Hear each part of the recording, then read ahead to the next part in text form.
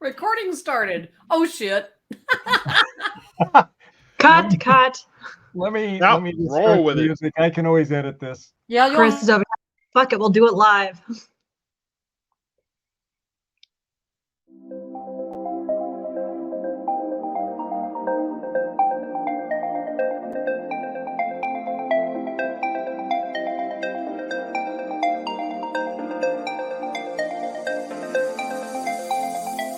Welcome, sentient beings from all known universes and beyond.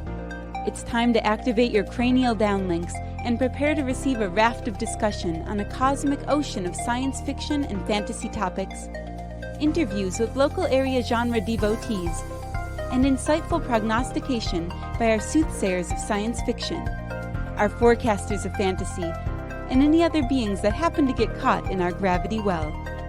This is the Galactic Driftwood Podcast.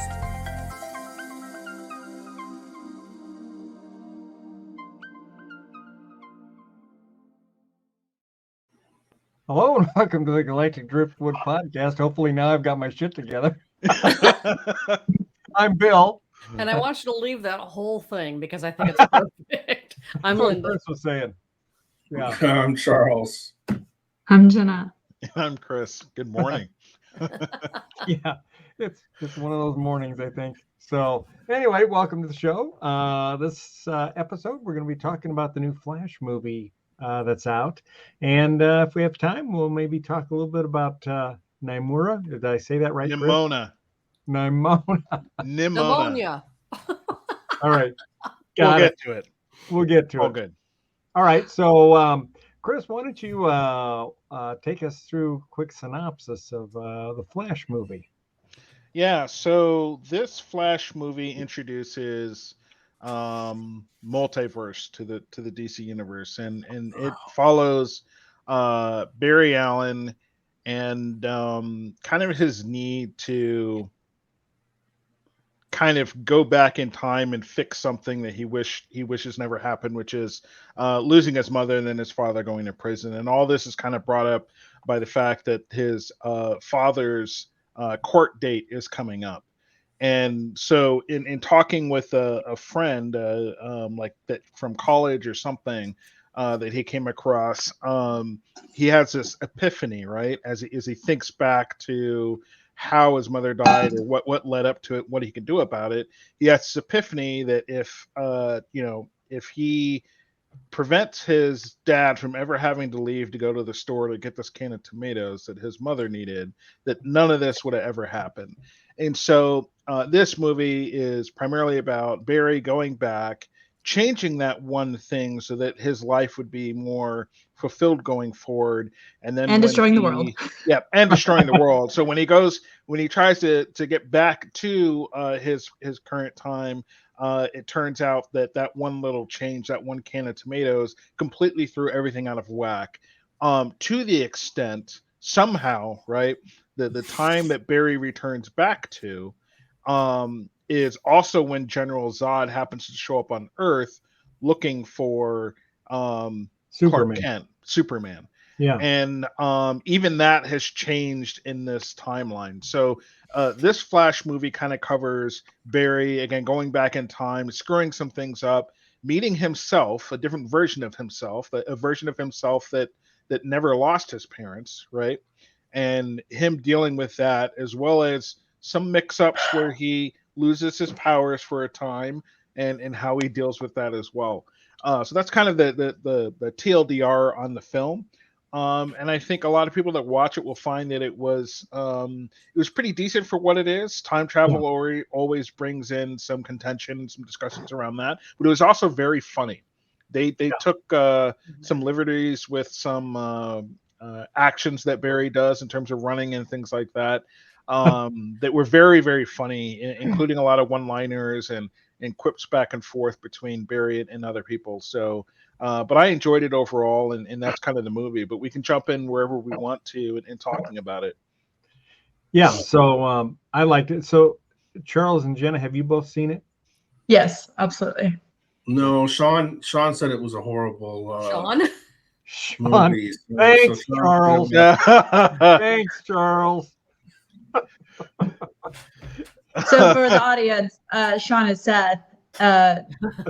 The long-running joke that Phil gets running joke. name wrong. Now I'll be calling him Sean for the rest of the episode. No, don't. I think his organs might implode at this point. And not to speak for Seth. Seth gave it like a 5 out of 10 rating. I don't know that he said it was horrible. There's some horrible aspects I think he feels about it, but that's also Seth. Seth and I see very differently when it comes to Marvel and DC. So yeah, he doesn't like DC now that I think about it. So it doesn't surprise me. So I don't think he gave the movie enough credit, given some very cool things that happened about it. Let's talk about the Batmans. Yes. Yes. We get to bring back Michael Keaton Yeah. in this as Batman. Right. And it was So- awesome. I didn't see any of the trailers, so I didn't know they brought back the line. Let's get nuts. So I got it at full effect in the movie without too. having it ruined in the trailer. And I was like, yes. And It was awesome. Aaron's looking at me like, I don't get it. I'm like, you do not remember this line? This was a great line. Yep. So Let's Michael Keaton did a great job being a jaded did. Batman. Yep.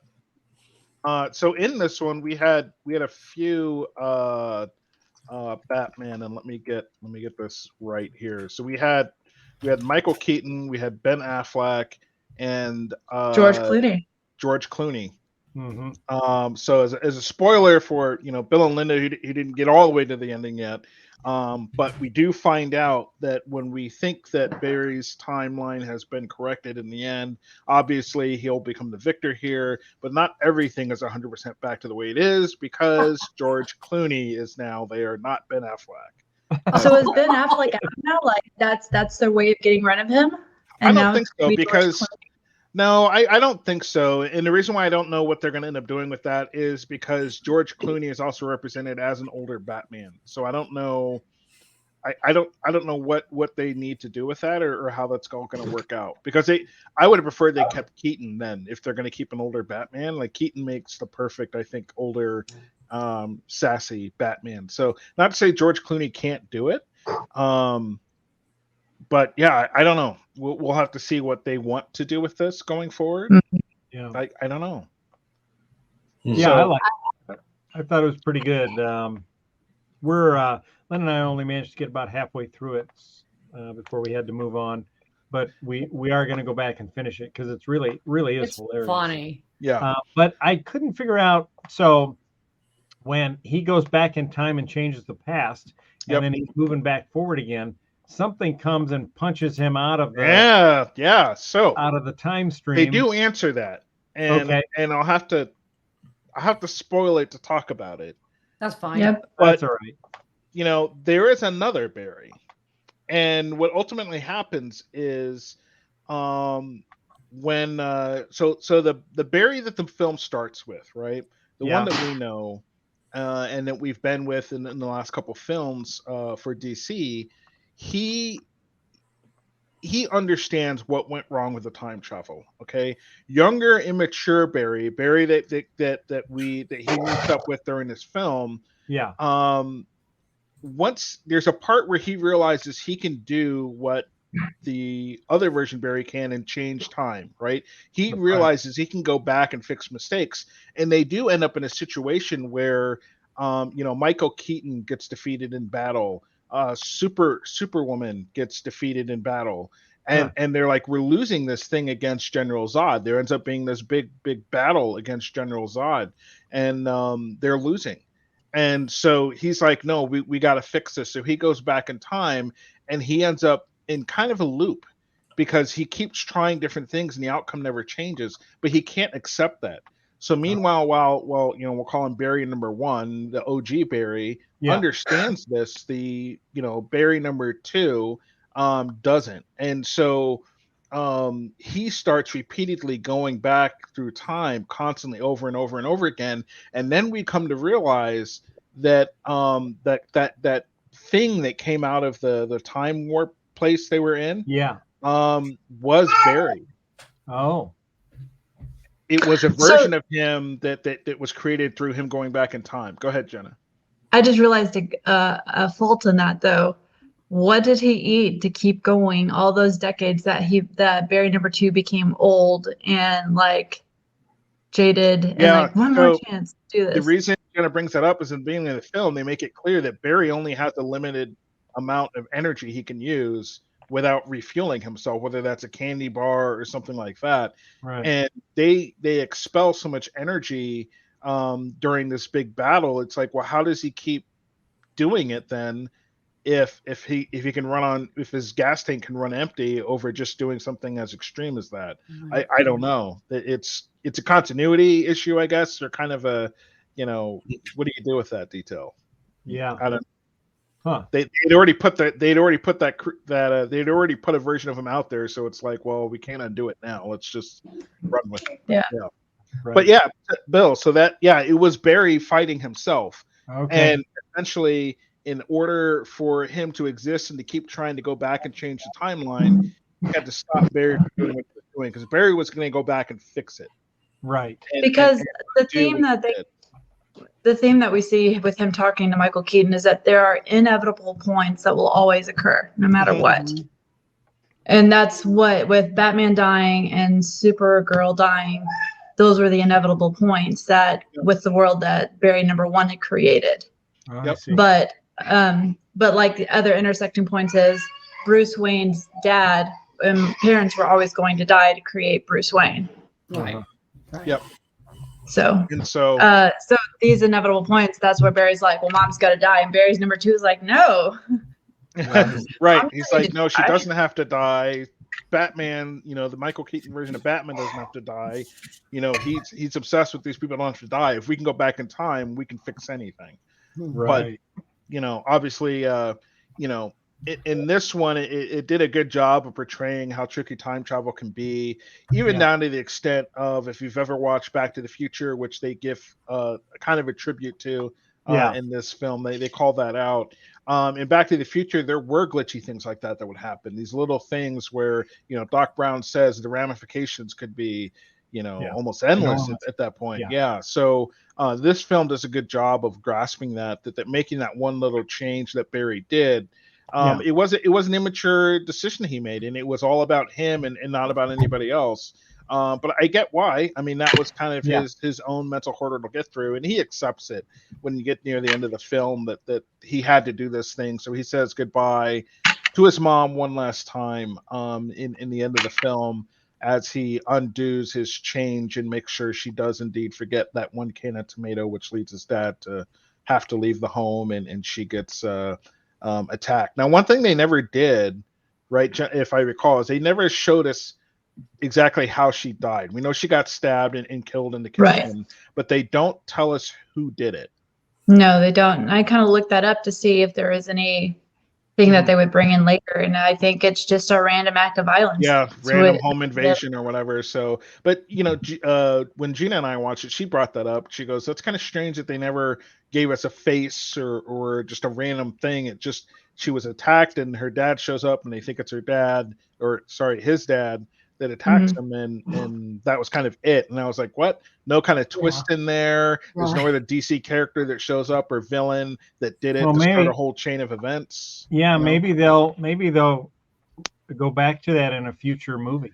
Yeah, I think honestly that they left it open for a reason. Maybe there's a plot they're mulling over. They don't have a script ready for yet, and maybe there's a version of the film where they had just a nobody doing that. But then they were like, you know what? Let's keep this on the wraps because we can introduce somebody, inject someone into this film for that purpose. So I don't know. But, I mean, if they even keep going forward, I mean, because there's all this talk of James Gunn just starting fresh, maybe keeping Wonder Woman as Gal Gadot as Wonder Woman, but it's going to be the Robert Pattinson Batman, and the Joaquin Phoenix Joker. Like, there's no telling which one to go. It almost sounds like Jack Nicholson said no to killing. Never mind. No, I know what you're saying. Yeah. And so the thing that this movie opens up that people need to be aware of is now that there's a multiverse, they can go in whatever direction that they want to go. And what Barry did created all these ramifications, and that's highlighted when you get into the film. And it's no longer Ben Affleck as his Batman; it is now George Clooney. That means what other villains exist now? What other what do the superheroes look like? They did solidify Aquaman, I want to say. There's a scene in there where I think it's in the end, in the credit scenes, where Barry's stumbling out of a bar with Aquaman. And Aquaman is just piss drunk. He's just completely wasted. And but he's telling him about it, and so Aquaman's like, what? There's these different Batmans and Superman's a woman and like all this other stuff, and lets him he ends up falling down in the ground like face first into a puddle, and he's like, I'm good here, this is my home. like he's good, and just leaves drunk. But I think that kind of helps solidify that, maybe keep Aquaman around. He hasn't changed clearly, but the fact that they changed Batman opens the door for other things to happen. And again, there's also a scene when we're in this time warp place and Barry's going frontwards and backwards through time, where we see a lot of different versions of these different superheroes. So like, Christopher Reeves as Superman. You get the never seen Nicolas Cage as Superman. They brought back the Batman. Yep. So all the different Batmans and Supermans that we have over the years are all kind of seen in this multi-dimensional time warp place that Barry ends up going into. So again, it opens a door for them to kind of go any kind of direction that they want. And we've seen a similar thing with Marvel and the different storylines and where they can pull from different comic book editions or what do you call them, story arcs. So it's pretty cool. It opens the door for a lot. Yeah. It does, but did DC do it too late? Because, I've talked to people who are not comic book fans and they've just been taking the movie as the new experience, and they're like, did DC just rip off of Marvel? I'm like, well, there's a little bit of confusion back to the comic books who did that first. So I don't know if it's going to work for some people to have the multiverse in DC and Marvel. I don't think it is, and I think DC has been too hell-bent on doing reboots and having these different arcs of just directions that they go with things to really make it to really get people to stick with it. So I'm a DC fan at heart, right? Superman is the best superhero to me, and Batman is probably second best, and I just like the universe overall. But we now have different Batman films that get produced for DC. You have, Robert Pattinson's The Batman, which was good. It really was, but it was very much separated from the DC universe, right? It is from that universe, but there's no mention of other superheroes, no other things going on there. And then there's, this DC that has the Superman, your Batmans, your Aquamans, your Wonder Womans. And so it's weird to me to pick and choose what you like out of there and then just go a different direction. So to your point, Jenna, like, let's just keep Wonder Woman. Okay. So she's just supposed to act like this is all normal and there's a different Superman or Batman she's talking to. I don't know. I don't know how you deal with that. And Barry's going to be a huge dick if he doesn't get with Batman and just double check to make sure there's not a Supergirl being held by mercenaries in Russia. Oh my God, right? In case that was like another thing. How that played out. Yeah. Right. So it overall though, again, we talked about something earlier on. It was mentioned how funny this movie was, and it really was. So, there's a part where Barry loses his powers and he hasn't really accepted it yet, or hasn't really realized it yet. And he goes to go running. And so he gets down in his pose and he gets ready to run, and the music's building up to it. And then he launches only to find himself kind of running silly through in a circle in like slow mo. And that scene really hit me there because like he had to really embrace how goofy he was going to look there, and then just being in total disbelief, right? Because he makes like a full circle before it really hits him, right? This isn't happening. I am not this slow. Meanwhile, he's got like his full form going, and it just looks all goofy and everything. I just really enjoyed style. That. Yep. Yeah. So and I think that comes back to we have another really good actor. Like he did. I mean, taking personal life aside, Ezra Miller, he makes a really great Flash, and apparently in his other films, I haven't seen really his other films, he is an amazing actor. But his personal life is a shit show. It's overshadowing a lot of his future of what he'll be able to do. Yeah, we're talking like down to suspected kidnapping. Like it's bad. It's yikes! Super bad. Holy shit! Brainwashing people, like it's super bad. Oh my god! But it's like, is that because he's a part of the machine? Like where I don't know. When he's losing his shit because he was a child actor. I don't know. It just sucks. Like you've got someone who's really good at their art, like Kevin Spacey. Yeah. Great actor. Grabbing dicks. Right. So he's gone. I mean, what do you do? Yeah. Yeah. He's, as of like last year, and this is why they weren't sure whether this movie would even see the light of day. Like he had even at some point issued like an apology for this alleged kidnapping and all this other stuff that happened. It's pretty bad. There's a lot of really bad things that happen. And what sucks is when you see his talent in this film, even playing two different versions of himself, right? Yeah. You have it was pretty great. He did a great personality job. For better or for worse. Yeah. In that to the point where he was even arguing with himself and he's like, wow, this is awful. Is this what it's like for other people? You know? It's really good. It's really funny, and I just hate to see someone with clearly, in my opinion, a lot of great talent throw it away in that manner. And so if he needs help for whatever's going on, he should get that help, and hopefully he has the resources for that. I can't imagine that he doesn't, because I feel like what they put together here was a really great film, and he really stands out in it. He presented himself well on the stage with the likes of Michael Keaton and others. And so when you have that, it's really sad to see like the future of a franchise be on the, on the ledge for his other actions outside of films. So yikes. Sucks. Yeah. Well, yeah, I mean, and like we're not excusing his behavior at all. I mean, he's a good actor. We're not. It's just, it's one of those things that you have to look at the whole person, and he's a great actor. Fuck. He's a shitty person outside of that. Fuck. I hope he gets help and he changes. Yeah. I mean, I think what Jenna just in the like him in the nude scenes. No. He's like, I'm good. Yeah, no, I just look at it more from now that I'm a mom. I'm like, wow, if my kid was spiraling that bad, I would really want to help, because you just like everyone comes in as a mostly blank slate. So there is something happening in his life that has pushed him that way, in my mind. Yeah. Well, in keeping with the flavor of the movie, let me ask everybody this question. If you were to go back in time and meet a younger version of yourself, do you think the two of you would get along? Wow, I guess I didn't think that would be the question.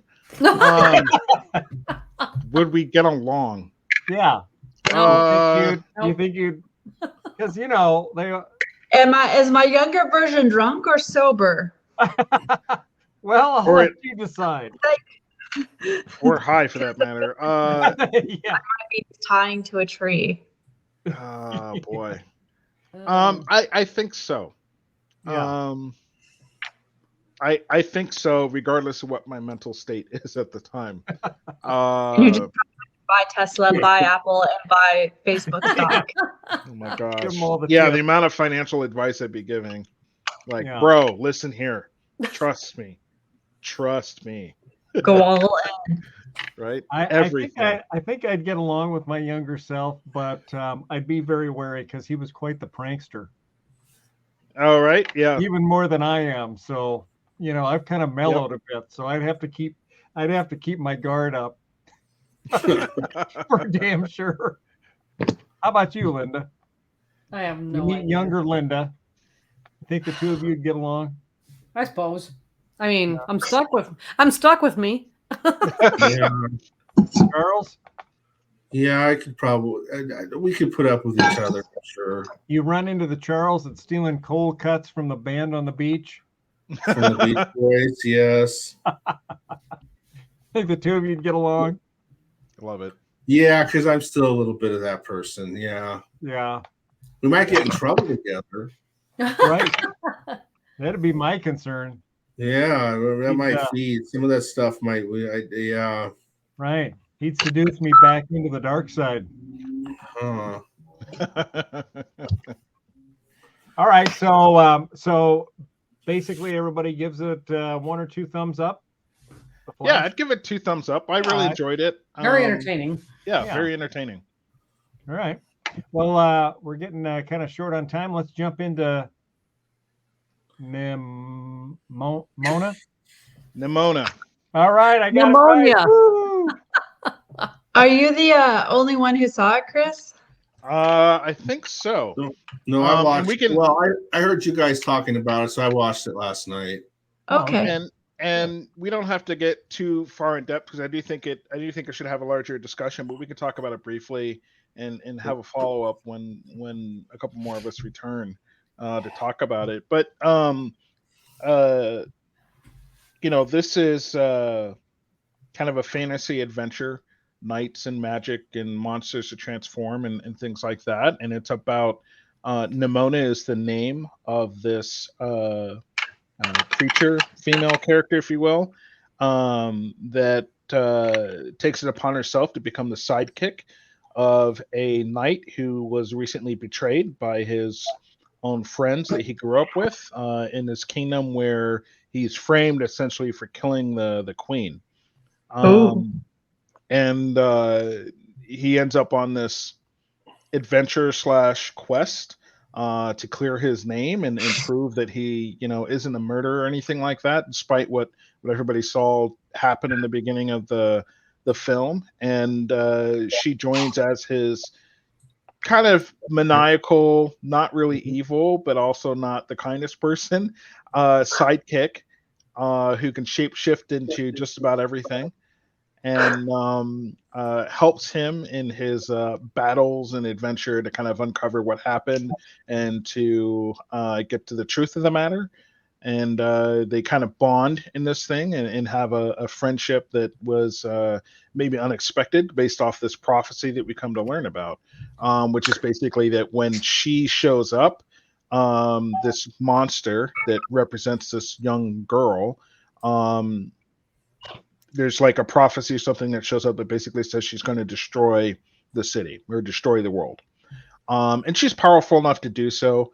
And there's a tipping point where she's kind of pushed to the edge near the end of the film and turns into this monster that would otherwise destroy the world. And it's this knight who has bonded with this friendship that ends up bringing her back off the ledge, which is good. So a friendship story, a little bit of a love story. The main character is queer in this, and that actually, interestingly enough, brings up another thing, which was, I guess, Charles, you said it was Disney, right? Yeah, Disney. Well, part of that is people buying people and stuff, but Disney was postponing the. Yeah, this was originally supposed to be a Disney release. Yeah, so it ended up being Netflix bought it. So there's a moment or two where clearly the main knight is in love with another knight, and so they have this relationship, and there are scenes where they're either holding hands or maybe they share a kiss, and that was apparently too much for Disney to take on to present that that relationship, and so Netflix said, "Well, screw you, we'll take it and we'll put it out there," and it was fine. Honestly, people need to move on, but it's just disappointing that something of that quality And Gina, she bought the comic series a while ago. It's pretty hefty. It's 260 plus pages of Oh, this wow. story. It's a full film in here. That they let that overshadow getting the story out there, having the animated film. It's a fun cartoon. Mm-hmm. And I'm not a big cartoon guy either. But it's in the world they created. They're in like modern times, except they're knights with a queen. So they have he has a laptop computer. Oh. And they meet at a dark cafe, but they order nachos, and they have you can see the paper napkin dispenser sitting there. Yeah. Nachos and the milk. And it's a fun. They keep it. It's entertaining. And I'm sure there's an overriding metaphor about the fear of the other. Yep. And but even right from the get-go, it was the setup for murder for this poor knight. I mean, it catches you right off. It's right away. Yep. Yeah. It does, and so that's what I told Seth when I initially. I'm a big fan of animated series and shows and stuff, but there's certain styles that I'm not a fan of, and I found that this one, wasn't my particularly favorite style and how it was done. However, the story pulled me in to where I ended up sitting down and watching the whole film straight through because it was compelling. To Charles's point, they hit it off right off the bat. Right in the beginning, you have to watch it after 10 minutes. And I look 10 minutes in, you're like, well, I'm invested now. Yeah, and so it was actually really good. And again, it's just disappointing that they let something like a main queer character get in the way of getting the story out here, because it was actually really, really good. The story is by a woman named Noelle Stevenson. So she's been nominated for a Harvey Award and was awarded the Slate Cartoonist Studio Prize for Best Webcomic in 2012 for Nimona. So this has been around for a while. She's a graduate of the Maryland Institute College of Art. Noelle is also the co-writer of Lumberjanes. That's a great series. Yep. So, and she's from Los Angeles, but she did a really, really excellent job with this. I have not read it myself. Again, this one's Gina's, but I didn't know this was out there. And then she mentioned, hey, that show you're watching I actually have the comic for that. So it's always awesome to see when something really takes off like that, and for Netflix to pick it up just shows to how much content is in there. But it was very funny, very humorous. Yes. Plenty of action in there. Lots of great one-liners. And again, Nimona is this spunk of villainy that exists. To her, it's not really about doing good. It's just like, let's break some necks, let's break some bones, right? Right. It's like, you're on a quest to clear your name, but while we're doing that, we could take out some bad guys, right? And, let's do it in the most epic and noisy and explosionist way possible, right? Is kind of her way to go. Let's make as much noise as we can. And so it was enjoyable because of that, and you get to connect with her origin story. They do a really good job with that, and also, you come to find out that some things that you're taught in history could be a lie, and that lie is perpetuated over time, and this is also a story about clearing up that lie as well. Cool. Right. So yeah. All right. Awesome. It was worth watching. I definitely recommend it. All right, we'll check it out. Sounds like an interesting show. So it is, very much so. All right, cool. All right, well, thank you all for tuning in for this episode of the Galactic Driftwood Podcast. We will look forward to seeing you all next time for some other pop culture discussions. Until then, have a great week, and we'll see you next week. Bye-bye. Later.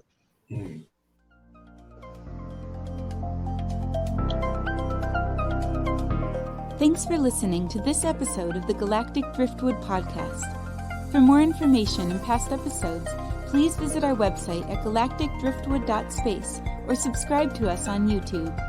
And now, please deactivate your cranial downlinks, collect your towels, and be sure to watch your step as you exit our gravity well.